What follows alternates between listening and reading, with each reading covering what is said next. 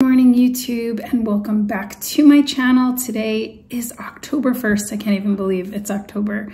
If you're new here, I'm Cindy. I competed in my first bikini competition in April of this year, and I'm currently about halfway through an off season trying to put on some muscle to compete again next summer. So you may notice bandage on my face. If you've been watching my channel for a while, I had a surgery for skin cancer on my left cheek, and now I have a spot on my right cheek that I'm trying to treat at home.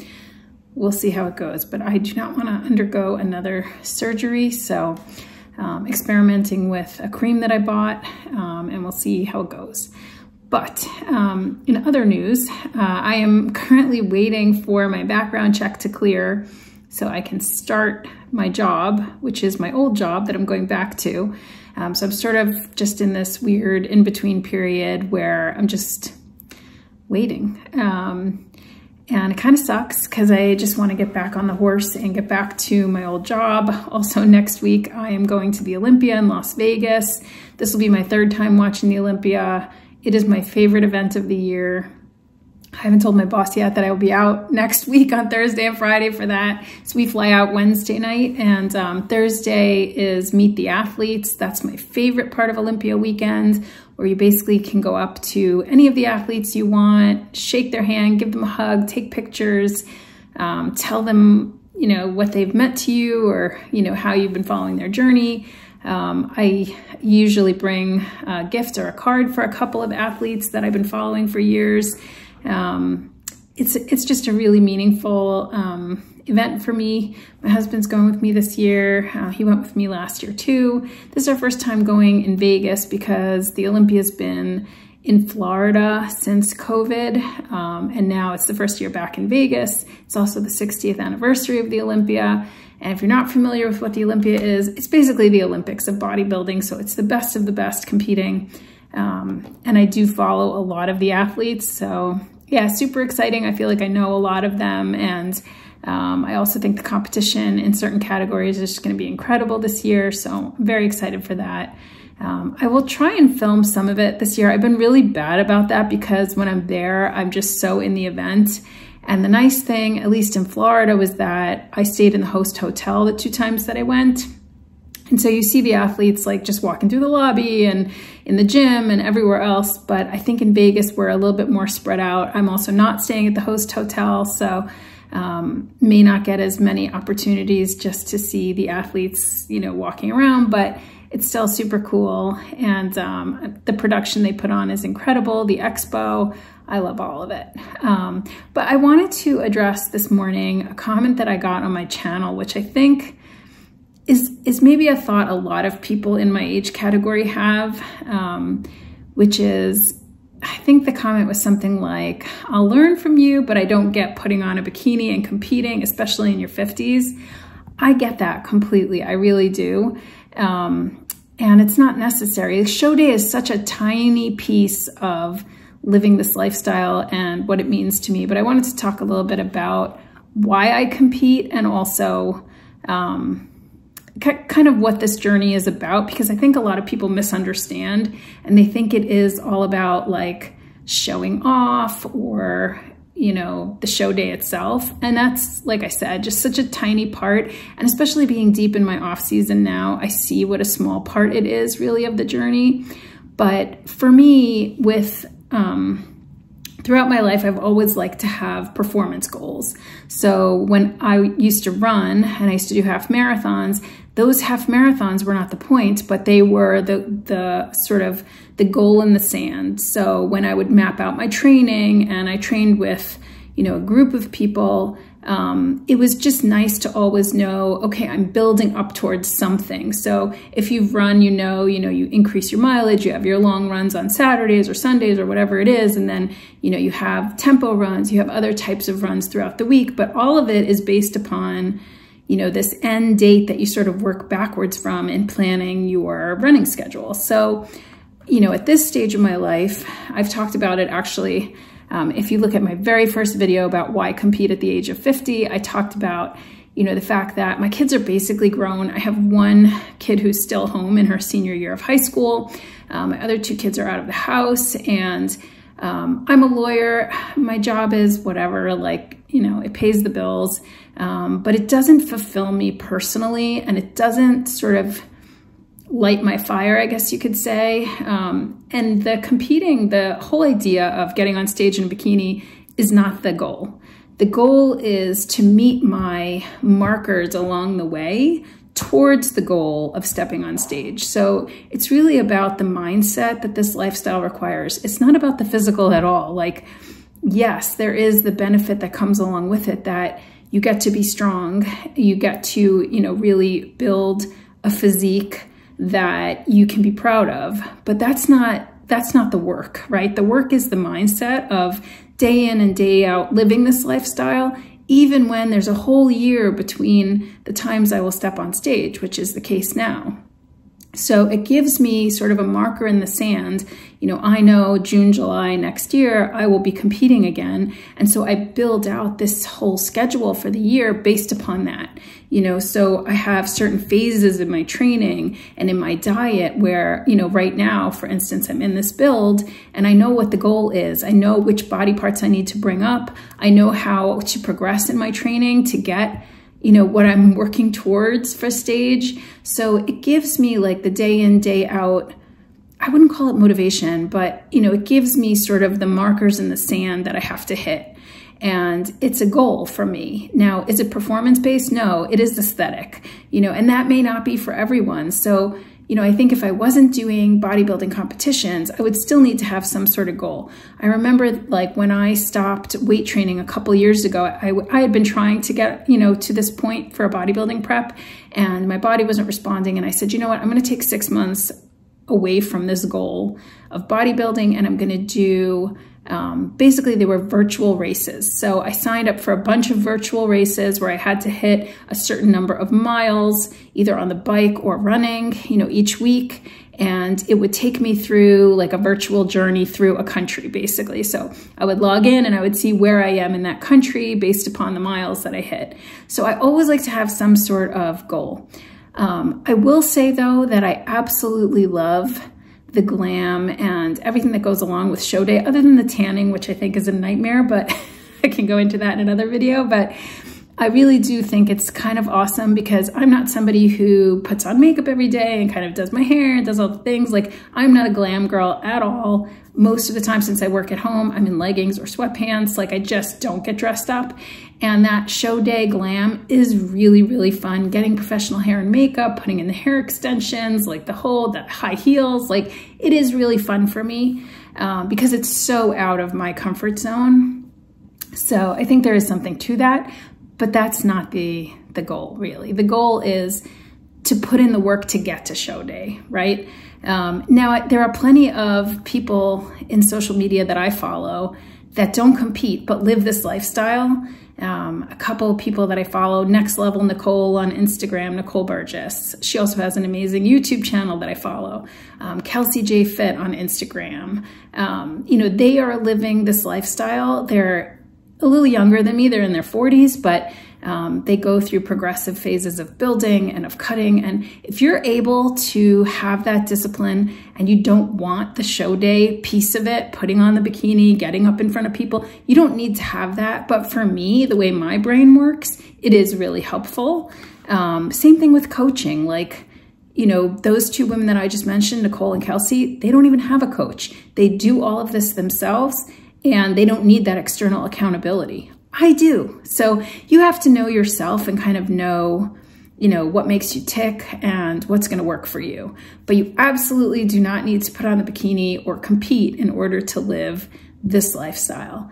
I love the lifestyle in itself, even if there was no competing. I love the discipline that goes with it. I love seeing myself progress and hitting those, milestones in the gym, outside the gym, just feeling like it gives me the confidence, it gives me the feeling of accomplishment on a daily basis. So knowing that I ticked all my boxes for that day, I just feel great. I actually don't know how I would function not having goals for the day. That's just my nature. But again, everybody's completely different. It doesn't have to be the way that you think about it or the way that you structure your life. And you can certainly, have all of the benefits of a bodybuilding lifestyle without competing. So I just wanted to put that out there. Not sure when I will pick you guys up again, probably in the next couple of days, especially if I am not working because I have a lot of time on my hands right now. So yeah, I may take you through some more training or some more of my meals, but I will definitely be back and pick you guys up again this week. Hey YouTube family, so it is Wednesday, October 2nd, and I'm still waiting for my background check to clear, so still not working. But I scheduled a session at Stretch Lab this afternoon, so I wanted to talk a little bit about recovery. So I tend to overdo it with training. So I've trained 7 days in a row. So I was like, today has to be an active recovery day. So this morning I did my cardio and then I spent some time stretching, doing a little bit of yoga, and I scheduled a session at Stretch Lab. So my chiropractor does a lot of active assisted stretching, but the sessions are like 15 minutes. So this is a full hour of that type of active assisted stretching. So I'm really looking forward to it. I will pop back on here and let you know how it goes. If I love it, I may get a membership. Because you can do a membership for Stretch Lab, and basically they do full body assisted stretching for 50 minutes. So I'll come back on and let you know how it goes. So I'm back from my assisted stretch. It kind of sucked. I'm like really disappointed actually. I used to do a lot of assisted stretching when I was running. So they would bring in people to stretch us like after long runs or after races, and I really enjoyed it. But I feel like with bodybuilding, I just need more of like the deep tissue work, scraping, dry needling, stuff like that to get really in there. And I also feel like it's more my joints these days that bother me as opposed to like muscles being tight, so tennis elbow in particular is what's been bugging me lately, and there's really nothing for that. So it was a no for me. I'm glad I did it. I'm glad I tried it, always experimenting with different recovery things. And I thought I would also give you a little update on the peptides. So I finished the 10-day cycle of epitalon, and that's the peptide that is supposed to help with anti-aging. So resetting circadian rhythms and sleep. I definitely have been sleeping better. Still waking up really early, but I feel like the first half of the night I'm sleeping better. I'm not waking up as much. So we'll see. I'll probably do a second 10-day cycle of the epitalon, which I have enough for maybe in a month or so. The recommendation I saw was twice a year to do it. So maybe doing it twice in 3 months is a lot, but might as well, right? Try it. I'm still doing the BPC 157. I've gone from 1 pill a day to now I'm doing 2 pills a day. I'll probably continue that until I finish out the bottle. So it'll probably be about 45 days of BPC 157. Not really noticing anything yet with that. Not noticing it too much with the niggles, and also not really noticing anything with my gut improving. So I don't know if that just needs more time, but I will continue until I finish the bottle of BPC 157. I'm still using the balm, the Butcher Balm, which I do find helps me in the moment. So if I wake up and my low back is stiff or my neck is hurting, I put on the balm and I always feel like pretty quickly I feel some relief from that. So I don't know. But yeah, just as a reminder, so the Butcher Balm is the topical BPC 157. So I am finding that that is helping. So we'll see, but I'll continue to keep you updated on my peptides. And I'm making a recipe tonight from macro-friendly foods. If you don't know about macro-friendly foods and you're on a macro-based plan, you should. It's really inexpensive. It's a subscription plan. Elise, I can't remember her last name. I'll see if I can figure out how to link. I'll link it below, the macro-friendly food app, I think it is. And you pay like quarterly, I think it's like $20-something quarterly. And it's great because the recipes are like very family friendly, comfort food type recipes, not the kind of thing I would ordinarily cook. I usually cook like proteins in batches, potatoes and rice in batches, and vegetables. Her recipes are much more creative, much more fun. My whole family enjoys them, and obviously it's easy for me to plug into my macro tracker. So tonight I'm making meatball sliders. So maybe I'll show you that, and I'll close out the video after dinner. So I'll see you at dinner.